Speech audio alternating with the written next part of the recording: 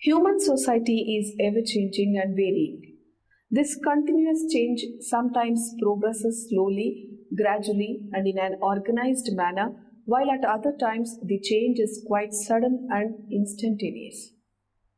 The first kind of change and variation is termed evolution, while the second is known by the term revolution. Then both of these are two forms of change. The only difference between the two is that while in one the process of change is slow and continuous, in the other the variation or change is sudden and violently disruptive. Right up to the 19th century, all the societies in the world lived at the literate peasant level.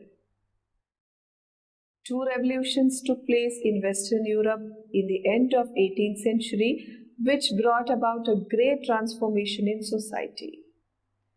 These are the Industrial Revolution in England and the French Revolution. Industrial Revolution utilized machines to produce goods necessary for living comfortably. These machines were worked through inanimate energy like steam. Thus, the Industrial Revolution made it possible for the people of the lower classes to get rid of poverty and live comfortably. The French Revolution dealt a strong blow at monarchical tyranny and feudal organization of society, both of which made more than 90% of the people to live in utter poverty, illiteracy, and ignorance for thousands of years. It liberated the common man so that he could raise his voice and hand against tyranny and social injustice. Throughout the 19th century and right up to the middle of 20th century, the achievements of man in Western Europe enabled him to conquer and colonize the whole of Asia, Africa, and South America. The liberated common man of Western Europe utilized his knowledge and technology to conquer the rest of the world. A new era in human history started with the independence of India in 1947. What is revolution? The connotation of the term revolution is clarified and explained by the distinction drawn between it and the process of evolution. The word revolution employed in three specific senses. When in any state some people revolt against the existing government and completely change the governmental organization, it is called political revolution. Political revolutions and uprisings are common and almost normal incident in the histories of most nations, since revolutions of this kind keep taking place from time to time. Revolutions also take place in the cultural field. The phrase cultural revolution denotes the sudden and abrupt change in the customs, behavioral patterns, values of a society. In this process, the beliefs, attitudes, and habits of the general public are completely changed. Cultural revolution comprehends religious and economic evolutionary processes, but the most comprehensive is the social revolution, in which the entire social organization undergoes considerable change, as a result of which the patterns of social institutions, classes, status, actions, etc. are suddenly and greatly modified. Although social revolution is the most comprehensive process, yet the most popular form of revolution is the political revolution. Kimball Young has written in his work, A Handbook of Social Psychology, for our purposes, we define revolution as an abrupt shift to new forms of power or authority within a nation state. The psychology of revolution. Some people conjoin revolution with war, but there is no inevitable relation between war and revolution. Revolution may be of two types: armed or violent revolution and unarmed or bloodless revolution. Karl Marx has stressed the first kind and has considered it important because he deems the second kind to be impossible. Mahatma Gandhi and other peaceful thinkers emphasize the second type of revolution. According to this opinion, only the second kind of revolution can be permanent. Violent revolution cannot produce permanent and literally everlasting results because the reaction and answer to violence is only more violence. Revolution has its various aspects such as political, economic, social and others. Yet fundamentally it is a psychological process. It is this psychological aspect and nature that is analyzed and studied by social psychology. According to this science, the following are the main psychological factors at the root of a revolution. Explosion of repressed drives. In the opinion of many psychologists, revolution is the collective outburst of repressed drives. Most of the modern psychologists hold that the desires and tendencies that the individual represses are not completely eliminated from the mind, but they rather manifest themselves even more violently as a reaction when the right opportunity presents itself. When, in a country, various kinds of desires and tendencies of the people are repressed and are not allowed to manifest and expand themselves, then in most people some sort of reactions take place. And it is this same reaction that in collective form assumes the proportion of revolution. It is Freud who has specifically explained the reaction of repressed desires. In his The Sociology of Revolution, Sorokin has written, the immediate cause of revolution is always the growth of repression, of the main instincts of majority of society and the impossibility of obtaining for these instincts the necessary minimum of satisfaction. When the necessary instincts of a majority of population remain dissatisfied and repression increases, then the reaction to this expresses itself in the form of revolution. Expression of unconscious and lowly passions. In order to explain revolution, Leben has adduced the simile of crowd behavior. Just as in crowd behavior, the unconscious and lowly passions of the people find expression, in the same manner revolution is caused by the same factors. It is often seen that in times of revolution, the behavior of the people is just as excited, irrational and emotional as is the case with a crowd. The major constituents of the revolution are derived from the suppressed, tortured and frustrated morass of humanity that forms the masses. In a revolution, they turn a deaf ear to everyone and are prepared to do practically anything. Hence, one comes across actions done by people which cannot be equaled by any human being possessing in his or her senses. During the French Revolution, even women murdered people and sucked their blood.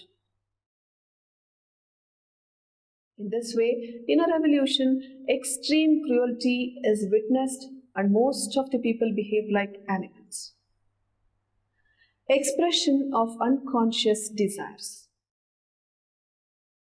According to Sigmund Freud, The exploited persons in society foster feelings of hatred and animosity towards the exploited classes in their unconscious minds.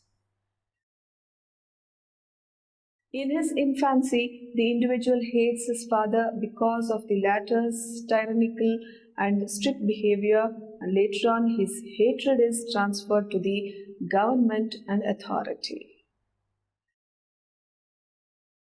In a revolution, it is this same hatred that is collectively manifested and expressed, and efforts are made to destroy the power and its representatives. Causes of revolution. It is evident from the foregoing description of the various opinions concerning the psychological factors in revolution that the psychological foundations of revolution are formed particularly of repressed desires and instincts.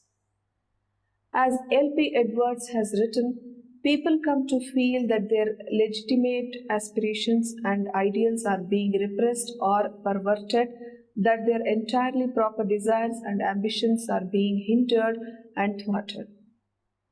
What must be kept clearly in view is the fact that the psychological causes are not the momentary or immediate causes of revolution, but rather the fundamental causes.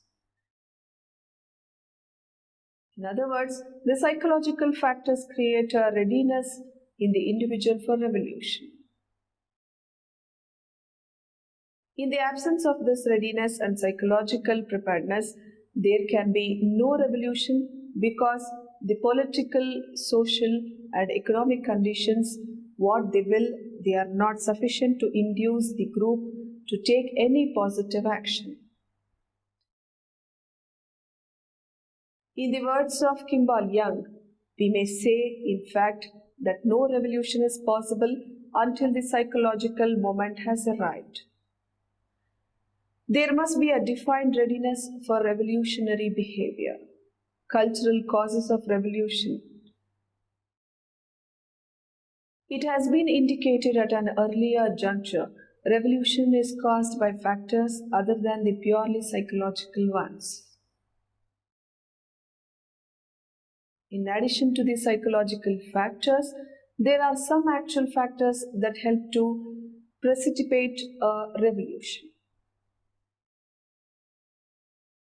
These factors are also important contributory factors in the final result. Ogbom and Imhoff have written, revolution is a rapid change of some magnitude in culture. As and when the existing and traditional institutions, dogmas, customs, and traditions become continuously less capable of satisfying the needs of the people, the society becomes marked with unrest, perturbation, and disturbances. The people revolt, and the residents of urban districts have a particular role in this revolt. Because of the more facile availability of the means of suggestions and propaganda in the urban areas, in comparison with the rural areas, revolutionary ideas circulate more rapidly among the urban population than they do among the rural population. Even otherwise, the urban population on the whole is more in favor of progress and novelty and opposed to tradition and stagnation. It is in this class that the revolutionary spark finds the most receptive substance and easily produces a conflagration. If new notions, thoughts, inventions, and novel things find their place in society easily and without resistance and as a matter of course, then the necessity of revolution is avoided. However, this does not happen because there are many individuals in society who are opposed to change which adversely affects their vested interests. Hence, revolution becomes necessary and inevitable. Myths, emotional symbols, legends, and stereotypes also have a hand in this. It is the change in them that induces revolution. Kimball Young writes, the rise of a new social myth means that the desires, beliefs, attitudes, and habits of the people have been altered. The new myth is the promise of a new heaven and a new earth. Economic causes of revolution. In addition to the cultural causes of revolution, there are some economic factors that are important in this connection. In the opinion of the famous revolutionist Karl Marx, the main causes of revolution are economic in nature. According to him, the increase of the disparity between the various social classes and the exploitation of the poorer classes by the richer class in society leads to a situation in which revolution becomes inevitable because the exploiters are not prepared to voluntarily relinquish their power.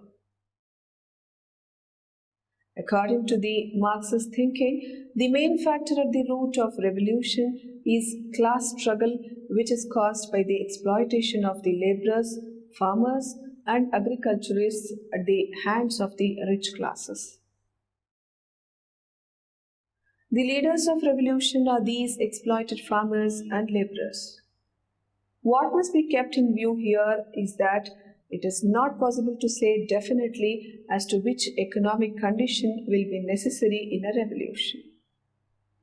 Actually, it sometimes happens that a revolution does not take place in even a very poor country while it occurs in a comparatively rich community. For example, in India, the labor and agriculturists have never revolted despite their having been subjected to extreme exploitation and unremitting poverty and hardship. On the other hand, in 1918, when the German agriculturists revolted against Kaiser, economic condition was not very poor. Similarly, in the American Revolution of 1917, the economic condition of that country was fairly good. The fact of the matter is that even at the root of economic causes, it is the psychological factor that is at work. Whatever may be the condition of the economy in the country, the people will revolt if they have come to believe that it is necessary to improve their economic condition, since such a belief leads to an increase in the dissatisfaction that is inherent in life. It is not the extent to which the agriculturist and the laborer is exploited that is the determining factor of whether a revolution will take place. What is also needed is hatred and disgust for the moneyed classes and the landlords in the hearts of those who serve them. It is only when these strong emotions are aroused that the revolution can take actual shape. It is for this reason that the revolutionaries pay particular attention to arousing these feelings. Political causes of revolution. And finally, we come to another important aspect of the causes of revolution, the political causes of this phenomenon. In different countries, there is continuous conflict between various political parties and leaders for political power. Taking advantage of the various opportunities that present themselves, they do their best to persuade the public opinion to support them and to encourage it to denounce their political rivals. For example, the Communist Party aims at arousing and enraging the laborers and agriculturists in order that it may be able to gain power. In this manner, revolutions are caused for political interest. Importance of the leader in revolution. The preceding delineation of the various causes of revolution indicates and illustrates clearly the importance of the leader in a revolution. And as Kimball Young has remarked, revolution without leadership is impossible. No one can deny the great part played by Lenin in the National Revolution of Russia. The leader of the revolution in Egypt was Nasser. Similarly, for years, Benjamin Franklin and Thomas Paine exerted themselves to introduce the revolutionary fervor and thoughts in the general masses of United States. In India, Mahatma Gandhi prepared the necessary background for a bloodless and non-violent revolution in the country. The leaders of the 1857 revolution in India were a handful of such as Bahadur Shah, Lakshmibai, Nana Sahib, Tantia Top, and Ahmad Shah Maulvi. In a revolution, the leader leads and guides the public. It is he who is responsible for its inception and carries the burden of guiding and maintaining the revolution. It is he who suggests whether the people should stick to their ideals or abandon them. The leader spreads awakening among the masses, and it is to him that the burden of propagating revolutionary thought falls. It fell to the lot of Rousseau in France to prepare the background for the revolution by propagating revolutionary ideals. However, these leaders do not proceed exclusively from the political field. In times of revolution, leaders from such fields as art, science, and philosophy, in addition to leaders from the political, economic, and social sphere, also come forward to lead the people and perform useful activity.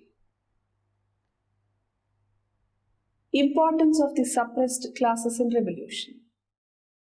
While on the one hand, revolution derives its energy and fervor for the leader, on the other hand, important contributions are made in it by the oppressed classes of people.